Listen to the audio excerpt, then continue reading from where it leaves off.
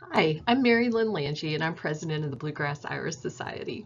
Today we're going to talk about irises, mainly bearded irises, although we'll touch base on some other types too. My goal today is to get you excited about adding irises to your garden. Okay, so first, a few fun facts about irises. The iris genus includes around 300 species, which is a lot of variety.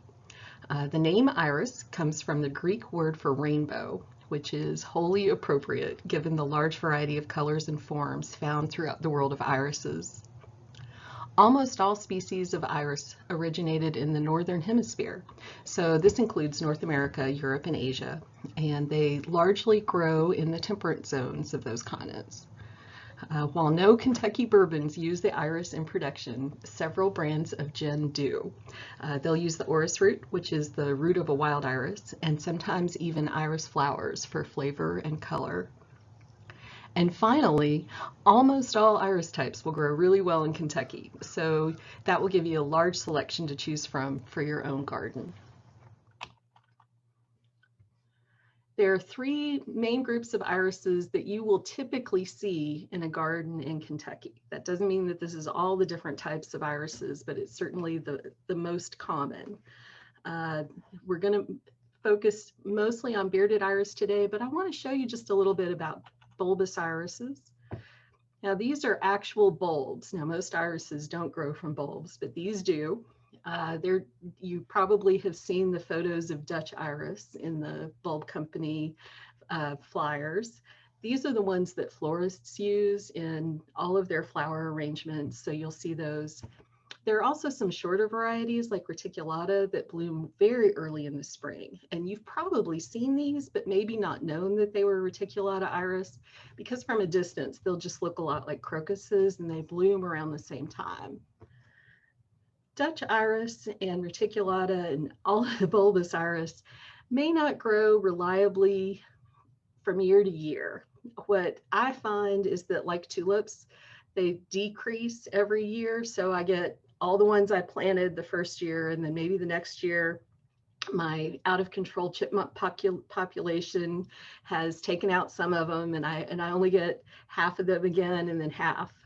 So you just have to go into bulbous iris with the idea that you may have to repeat plant or come up with some strategies. I know that some people plant tulips in cages to keep them from being eaten. You could do the same thing with your iris bulbs. They tend to look like this in the catalog. In real life, they're not quite as showy, I found. But one that I grow that's actually from my yard in the bottom right is Mystic Beauty. And that one is a Dutch iris that has come back more often than not. And that does still at least seem to show back up. So maybe it's not as tasty as some of the others. Beardless iris mostly grow from a rhizome, and these typically will start a little bit later in bloom season than your bearded iris, and they'll extend your bloom season through June at least, depending on the different varieties that you select, which can be really great for a garden, right? The common types of beardless that you've probably seen in your yard or your neighbor's yard are Siberian, Japanese, and Louisiana. There's also some great species iris, such as Iris virginica and Iris versicolor, that also grow really well in Kentucky, almost like weeds. I want to show you a few photos just so you can get an idea.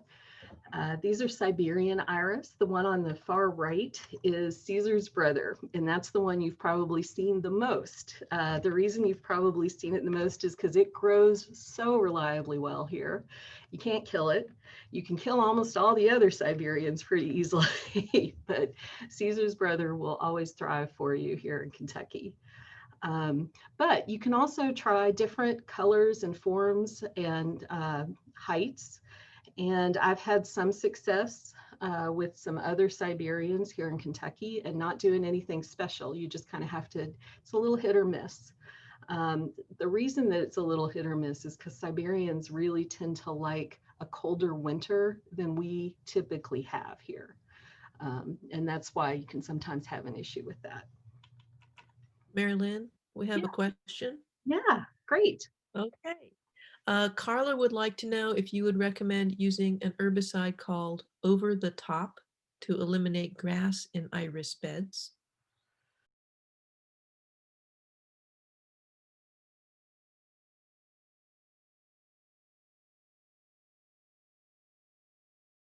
And Donna would like to know what type of iris are our native crested iris? So those are crested irises, and they are a totally different subgroup. And that's a really great question. Um, they will grow, they will also bloom earlier in the year, typically. And they're very small, usually. They tend to grow in woodlands around here. I know Yes, that. yes, Yes. yeah. Less in central Kentucky than I think in other areas of Kentucky. Um, I guess we don't have the woodlands here. Mhm. But Carol would like to know, are there any precautions to take when planting iris in an irrigated bed? no. So except that you don't want to plant bearded iris in an irrigated bed. And we'll talk about this some, but a bearded iris is not going to like the extra moisture that irrigation is going to give you. Beardless iris will love it. Most of them, not so much the Siberian, but certainly the Japanese and the Louisianas and some of the other species iris will grow at the sides of ponds. They will grow in bog environments. And so if you have a situation where you're irrigating, you're going to end up with those irises growing more vigorously and being taller than if you plant them just in a regular garden environment.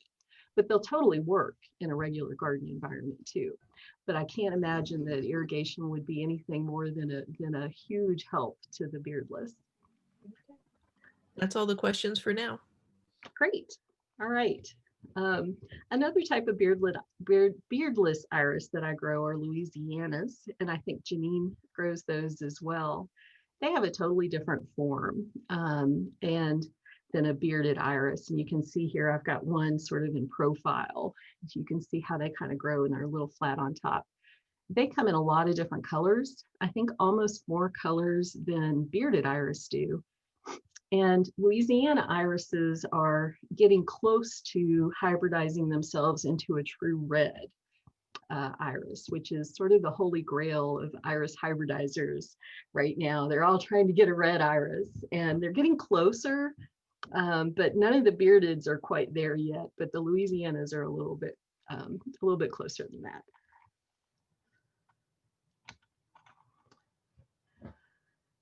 Beardless iris also includes species iris and species crosses.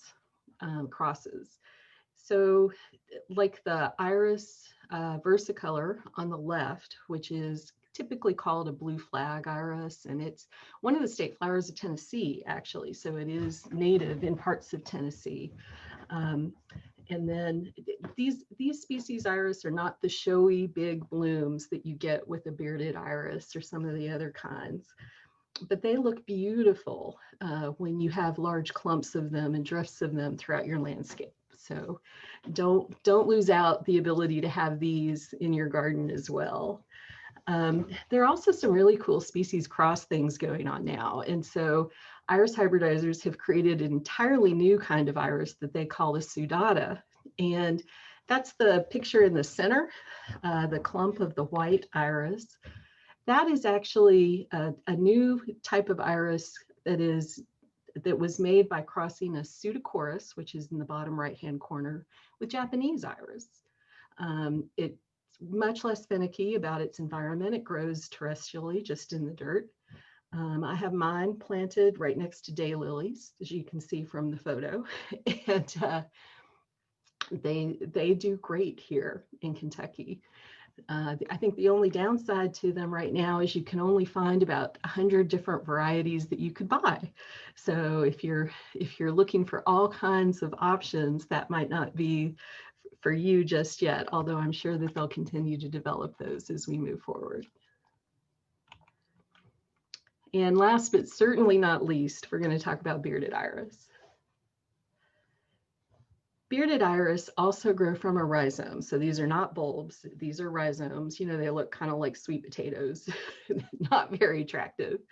Uh, these are native to Southern Europe and the Mediterranean area. Although, I mean, you see them in historic homes everywhere across the United States. In every garden, you'll see the old-fashioned historic tall bearded iris, and to the point where they must have almost come over with the Mayflower. So they're certainly still a part of our country's history and our cottage gardens from the beginning. These will thrive in zones 4 through 10. And one thing that people may not tell you about these is that they can survive in pots throughout the winter in Kentucky. The one reason that that's so fabulous for me personally is because I order these in like March when I'm looking, when it's cold and I have nothing better to do. And then they don't show up until August. And then I'm always surprised and have not created enough space in my yard to put them all in the ground right away. So being able to pot them for over a winter, if I've gone a little bit crazy, has just been a real godsend. But that can be a permanent solution for you too. One of our club members has planters. She ran out of planting room. She now has planters up and down her driveway, and that's how she grows her bearded iris. Just because there's plenty of room, they get good drainage, and they are fine. You know, typically if you plant something in a pot, they really, in order to last the winter, they really have to be able to handle temperatures like 25 degrees lower than what we have. And these things grow great in Canada. So you can pot them here without any problem.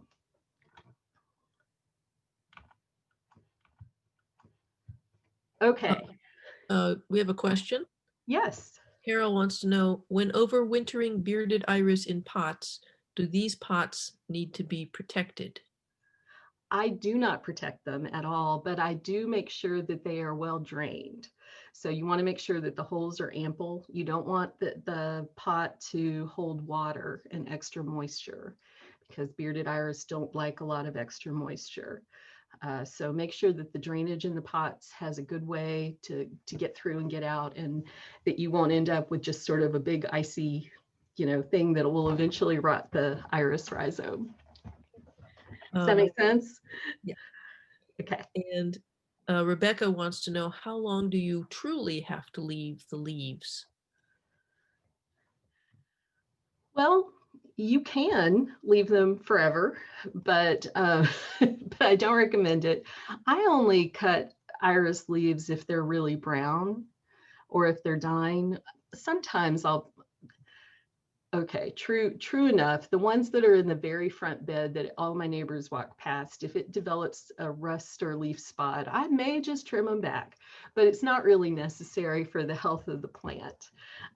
What is necessary is that as those leaves totally die and turn brown, you want to get them off the rhizome so that you're not creating an environment that can create extra moisture and allow extra moisture to rot the rhizome. Okay, so what's a beard? Does everybody know what a beard is? You know why we have beardless and bearded? All right, a beard is really more like a protruding tongue that's fuzzy, from what I can tell. So we think that these evolved to attract pollinators originally to the bearded iris.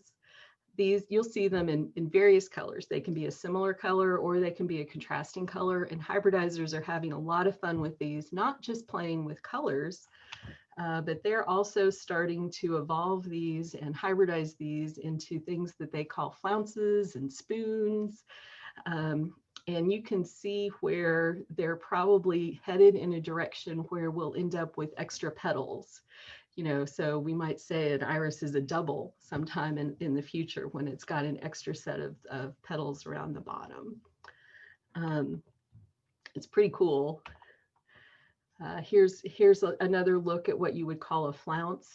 And then on the right, this is what people think are is attractive development. They're creating horns. So that's called a horn, and it's just, they're getting longer and longer and coming farther and farther out from the tall bearded. And we're seeing that this is a class that people are calling space age. So if you're looking at iris catalogs or online and you see something designated as a space age, you can expect it's going to have one of these strange kinds of beards, or it might have some other interesting attribute that you wouldn't expect. The parts of the other parts of the flower beside the beard, you know, the basic ones are just the petals. So the 3 upturned ones are called standards because they stand up, and the 3 downward facing petals or sepals, they're called falls because they fall down generally. But you've seen there are other types of forms of iris where those might fall a little less and stand out straight, where the standards might flop a little bit more. But generally, you've got 6 petals, 3 up and 3 down. There are some other modern iris innovations. The first is just a really, really basic one. So if you look at some of the historic forms that we have on the left of the screen, you can see that these are probably irises you've seen, you know, either in your yard, your grandmother's yard, and they're about 100 years old, which was, you know, they were introduced in the early 1900s. The one on the right was introduced in 2002. And you can see that the development has really been to increase the substance of the petals so that they are a lot sturdier. They're not going to blow around. They're not going to crease as much if they get in a storm. They're developing more ruffles and frills, and they're bigger. I don't know if you can tell how much bigger, but I tried to do this almost to scale. Like that's Intimidator. It's one of the larger iris flowers. So you can see that there's been a progression. So modern irises really do look a lot different in several ways than they did 100 years ago. Some other things that hybridizers are playing with are broken color. So you can see a broken color is defined as a pattern that doesn't repeat. So you've got broken color, and that's kind of a pattern, but it's not going to be exactly the same on each of the flowers. So you'll see the stripes in a little different places from flower to flower. And of course, ruffles, because who doesn't like ruffles on a flower? So those are being heavily developed now. They're getting fancier and fancier, and now getting edging and colors as we move through the development of the modern iris.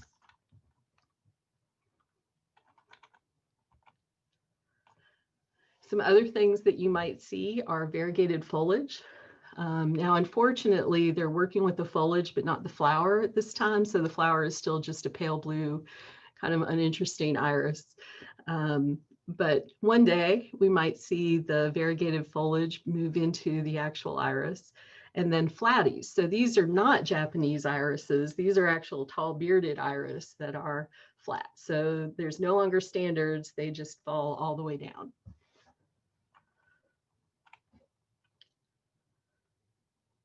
Okay, so that's a little bit of an overview of what people are doing.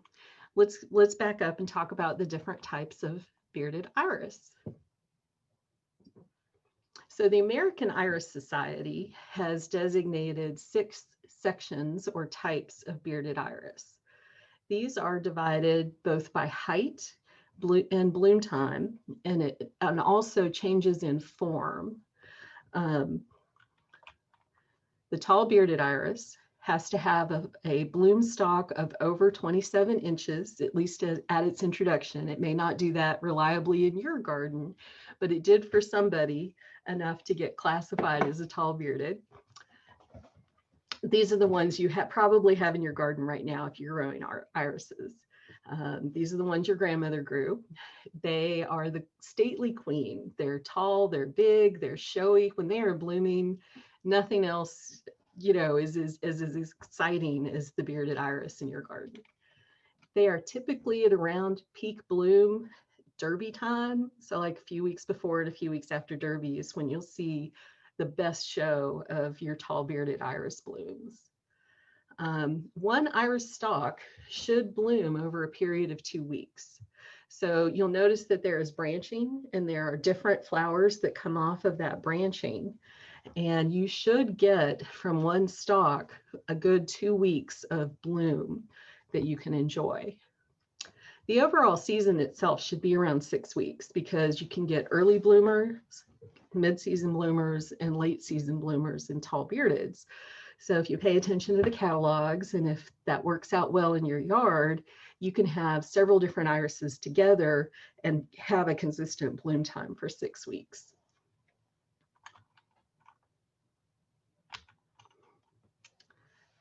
The median irises, called that because they're kind of middle-sized, are the intermediate bearded, the miniature tall bearded, and the border bearded.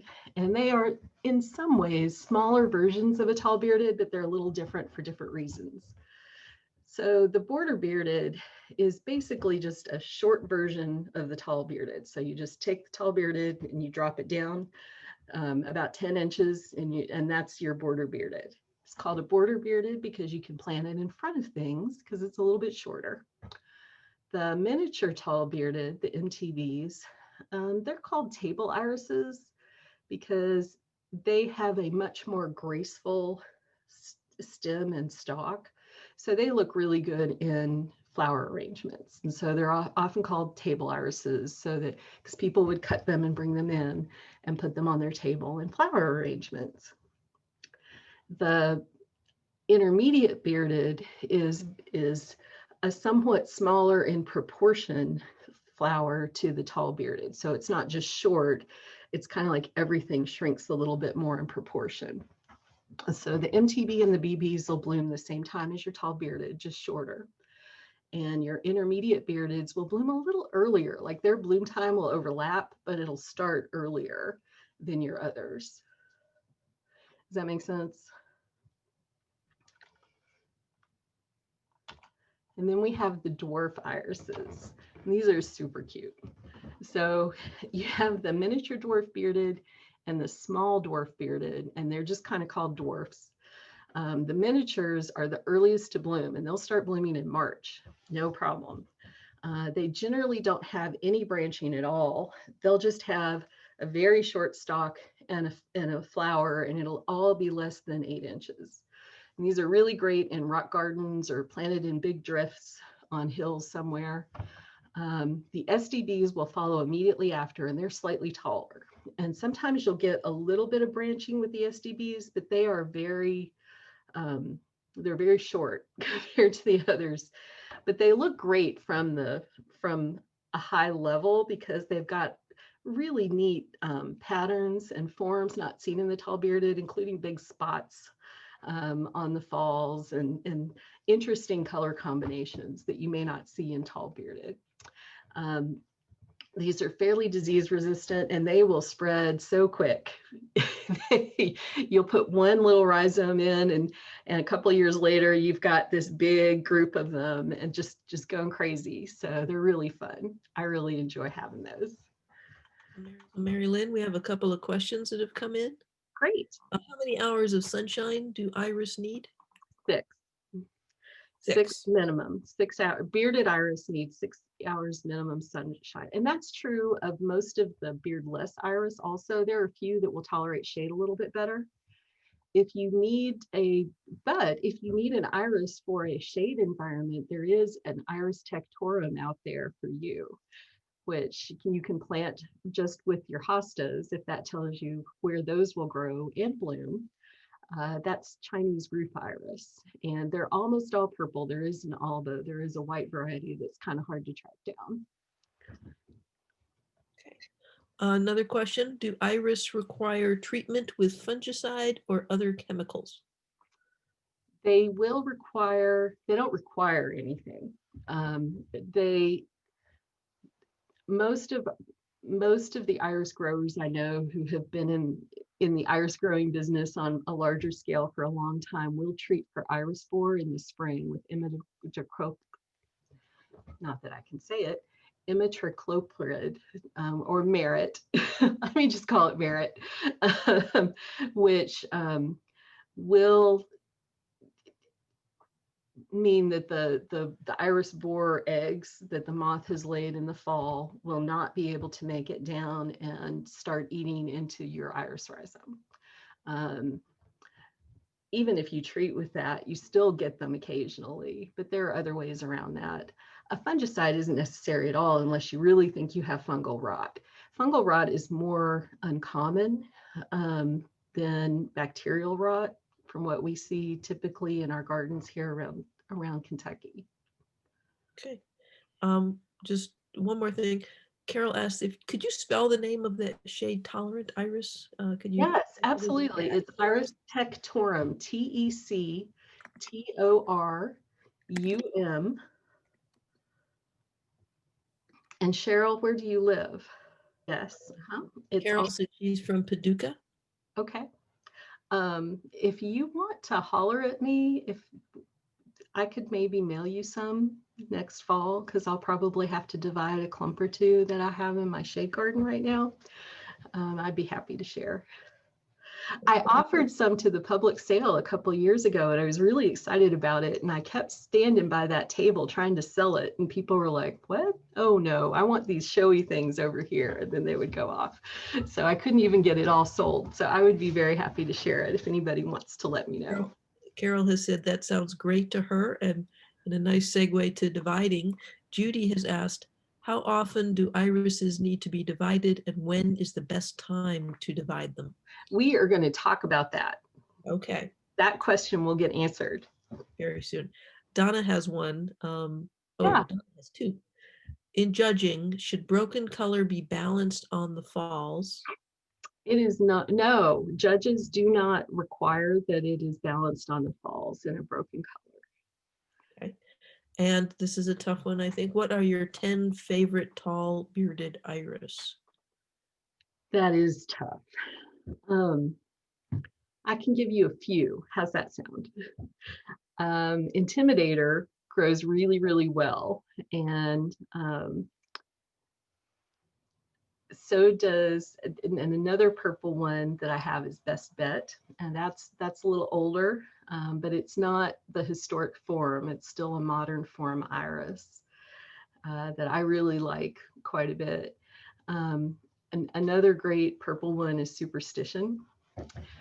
But I have a space age called Arctic Unicorn that I just love, and I could never get a good photo of it this year.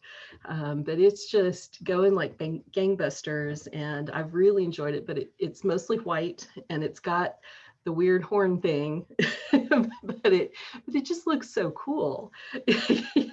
So I don't know.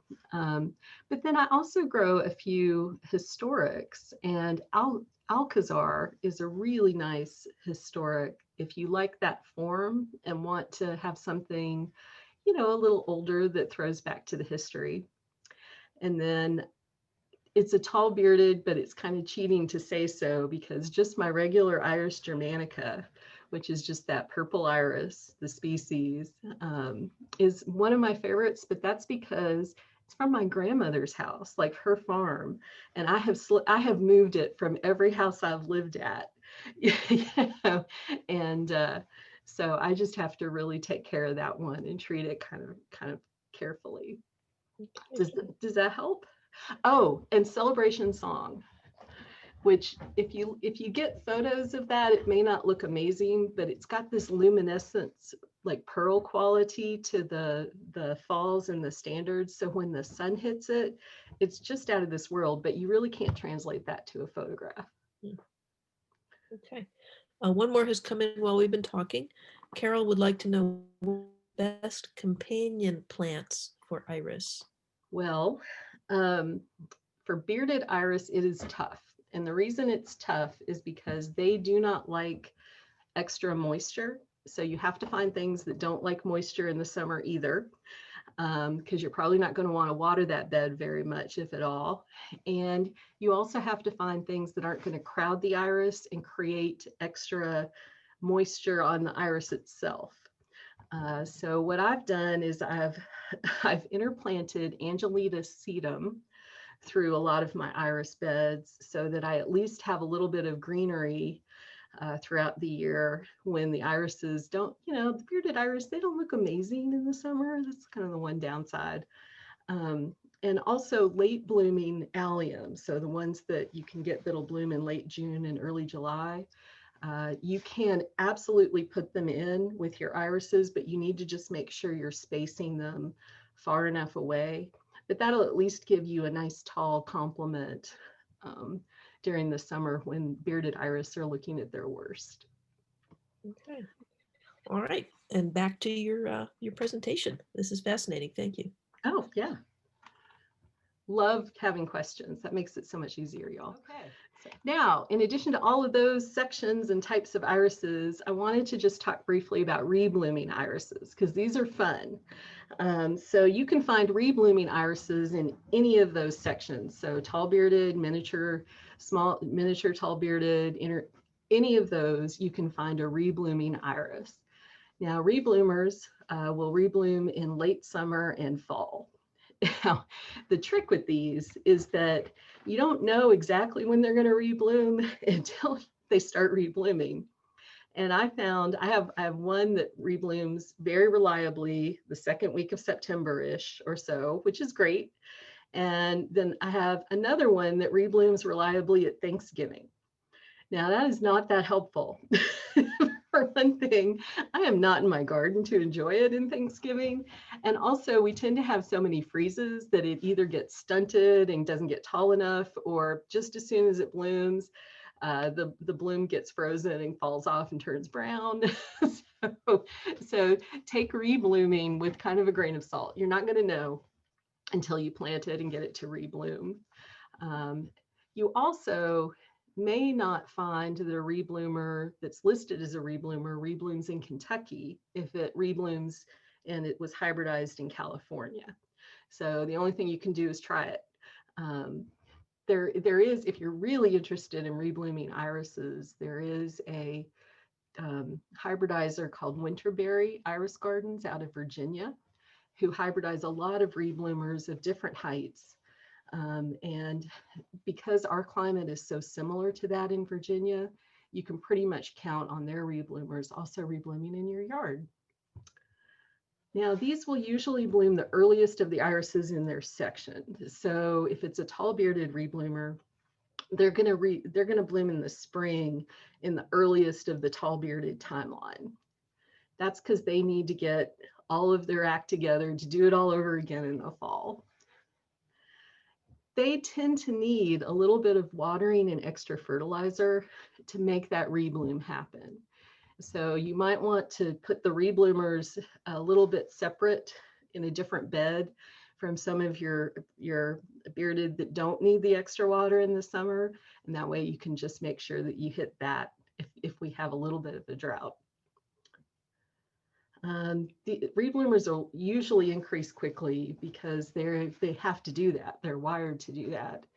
And if you're searching for them online, hybridizers will usually use the designation RE. So that's your key to see that that should be a rebloomer.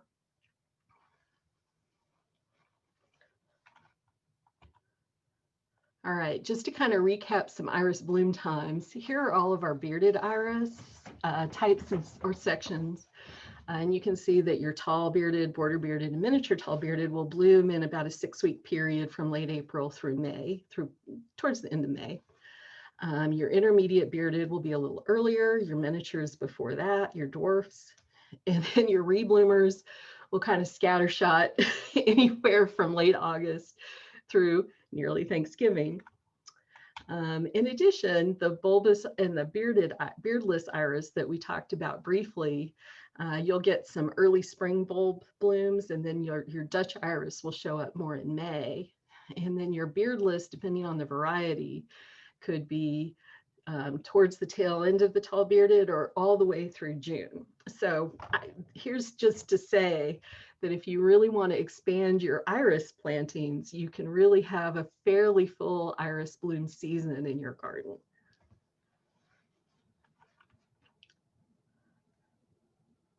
Okay, so let's talk just a little bit about bearded iris care and culture. What's going to happen is in the middle of the summer, everything's going to go dormant. And if you don't have any irises already, you're either going to get the iris bug and order some and they're going to be delivered to you, or your friends or neighbors are going to say, hey, do you want some of these iris rhizomes? I'm dividing. And you're going to get them. They're going to show up in various shapes. Some easier to plant than others. You'll usually see that the leaves will be chopped to 6 to 8 inches. That's because you want the iris to have enough chlorophyll to photosynthesize to develop the root system, but you don't want it to have to spend a lot of time keeping a lot of the leaf structure alive instead of putting that energy into the roots. You should plant them shallowly, just barely cover the rhizome with soil, if at all. I think in most of our soil in Kentucky, I would recommend not even a little bit. Plant 12 to 18 inches apart if you have the room to do that. Sometimes you just don't. And where they will get a minimum of 6 hours of sun per day. You can, some tips, you can use landscape ties or rocks to kind of hold these in place. What I find in my yard, which is apparently Wild Kingdom, is that the chipmunks and the voles and the squirrels will be like, oh, somebody's been digging in the dirt. And they'll like go over there. And so my newly planted iris that's barely holding in with anything will just be all over the place. And they'll have just checked it out to see if there's food in the hole. Now, you may not have that problem, but I've found that either putting a rock just on the rhizome itself, not the green part, but just the rhizome for a few weeks, or using a landscape tie, if I've still got some, to kind of hold it in place until it can develop enough of a root system to kind of hold it into the ground and not be as susceptible to the casual rodent trying to dig it up. Then about this time of year, you will see new iris plants. So the leaves that were there when you planted the rhizome will start to die and turn brown, and that's normal. And you're going to see little increases, so new iris plants, and they'll start to grow from the original rhizome out to the sides. You should expect at least 3 per year, sometimes way more. And in the fall, it's a good time to fertilize the irises. And you always want to try to use a fertilizer that's low in nitrogen with irises. They're heavy feeders. They would love to be fertilized several times a year, but they don't like as much of the nitrogen as they do the other two, the potassium. And so in late summer and then fall, you can do some cleanup. So you can cut back anything that's turned brown. You can remove any loose soil that's kind of come over through rains or whatever on top of the rhizome. And what I end up having to do is pick a bunch of leaves from my trees off of the rhizomes and get them away from the plant. So, Marilyn, we have a question from Carol. Yeah. Who says she dug some iris in June, but didn't get all of them in the ground. They have been sitting in a pot without soil or water. Should I discard them? Oh, give them a try. Okay. You never know. But I would soak them in water for about an hour and then just fill the pot with some soil and stick it on top and see what happens. It's generally the case that they won't last more than a month or two out of the ground away from all of that. But different irises have different levels of viability outside of the soil and nutrients. Carla is wondering, do you have any favorite suppliers of iris? I do, and I'm so glad you asked. So the gold standard is for bearded iris, certainly, is probably Mid-America Gardens. They are located on the West Coast and they have everything. and I mean everything tall bearded. They also have a lot of other bearded iris and some beardless iris and species as well. But even if you do nothing but just look through their, subscribe to their catalog and just ooh and ah at that, and then see what else you can find.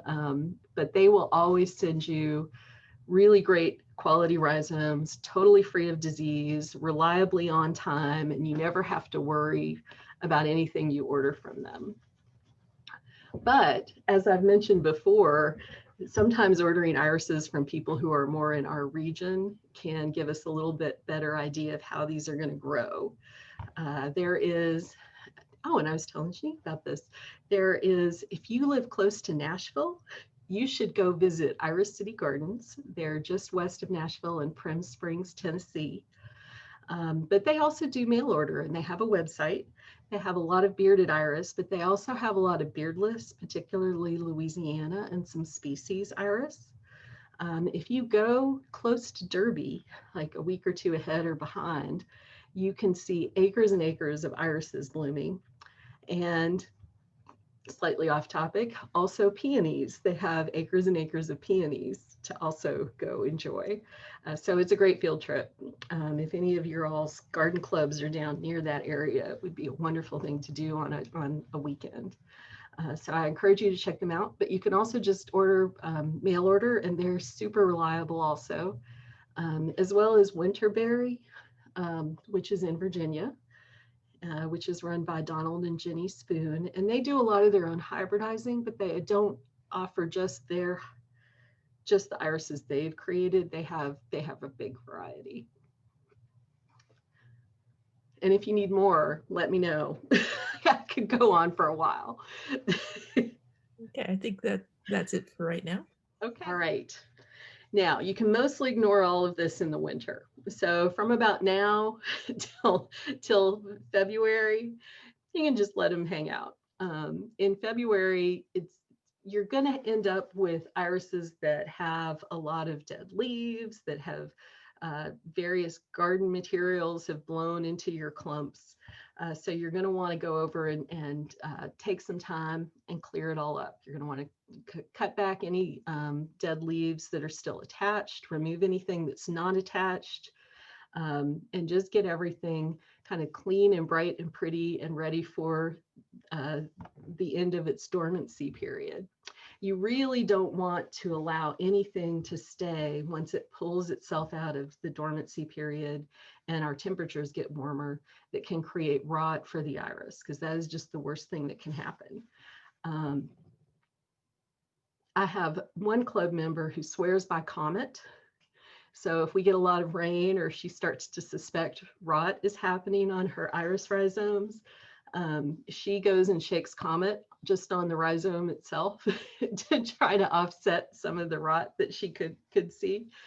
And I thought that may not be a more regular thing, but I've recently heard that from somebody in the national organization that they think that that's a good idea. So I'm actually recommending use comet if you feel like you've got some rot issues on your rhizomes. What I typically do is if I sense that something's getting a little rotten, I'll try to get in there and just cut out, while leaving the iris still planted, kind of cut out just the little piece of rhizome that looks like I can remove the rot, and try to offset, try to stop it there.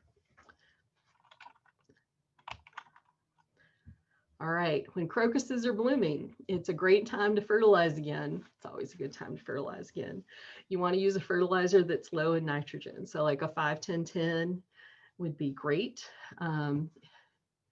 You can also at this time treat for iris borer with merit if you want. Now that's a systemic, so I don't recommend using that if your irises are planted close to vegetables or herbs that you're going to be eating, because this is going to stay in the ground.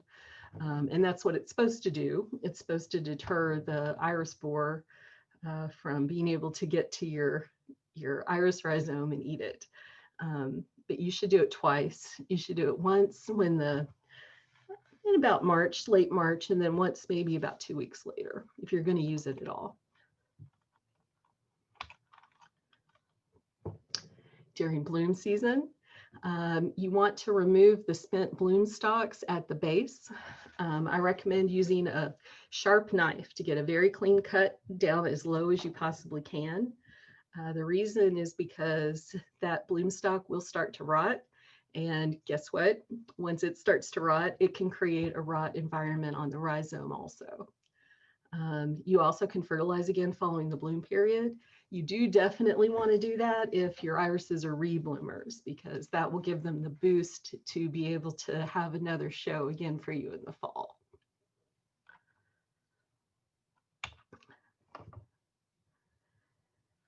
All right, and then we're back to midsummer when everything's dormant, and you need to figure out if you want to divide your iris clumps. So if they've become overgrown and look like this photo, the answer is definitely yes. But also, another good indication is if you're starting to see fewer bloom stalks shoot up, that means that it's time, because the plant might still look really vigorous. It might look great. It may not even look quite as crowded. But if you're not seeing the blooms that you were seeing the year or two before, you really should plan to go in and try to divide those. Most irises need to be divided every 3 to 5 years. But some others may take longer to increase. I think I've had some for 7 or 8 years that just are really slow at increasing and just aren't moving at the pace that maybe I would like. But that also means that I don't have to go in and divide them quite as frequently. So you divide your irises and you start over. You plant some back, you give some away, and share with your friends, and then they get to have the lovely cycle of iris care and culture themselves.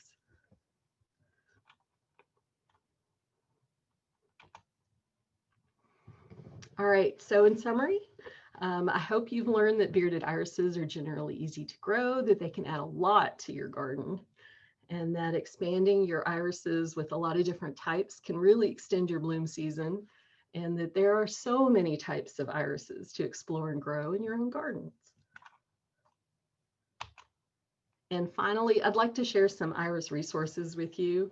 The Bluegrass Iris Society, we have a website. If you want to join our mailing list, we send out regular emails with information on club programs and activities, but also what you should be doing and thinking about with irises at each part of the year. We also have a Facebook page, and you can check out our YouTube page for handy tutorials on exactly how to divide irises and clean up your iris beds. There are actually 2 iris societies in Kentucky. So Louisville Area Iris Society has a Facebook presence that you can go check them out. And finally, the American Iris Society, which is our umbrella organization. They are a terrific resource on iris care and culture. And they also have a totally free online iris encyclopedia that catalogs tens of thousands of named irises that you can research and look up. And so if you know what the name of an iris is, you can learn all kinds of things about it.